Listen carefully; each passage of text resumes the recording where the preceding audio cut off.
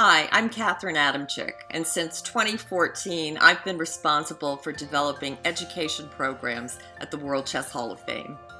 Recently, we have offered adult hands-on art workshops and book discussion groups, and now we're having to do that online in response to COVID-19 and all that's been happening in the community. That's just a little bit of information for you to understand what I'm going to show you. We are making our own chess set, and it will be a fiber art project.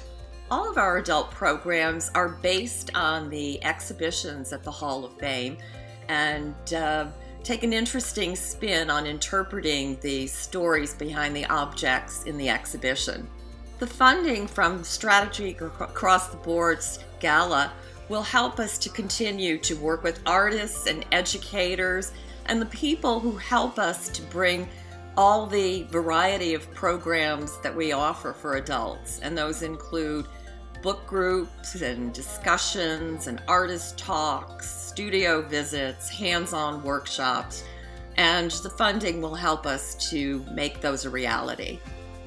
In normal times, we're meeting often with local artists and community groups to collaborate on our programs.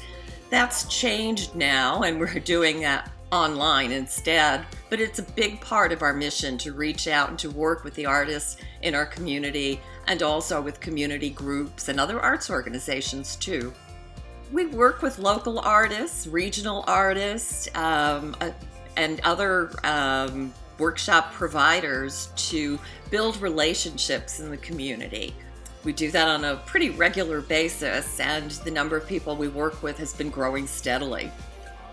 I hope you'll consider funding adult programs. You can do that by contacting worldchesshof.org and making a contribution, or by hitting the donate button on your screen.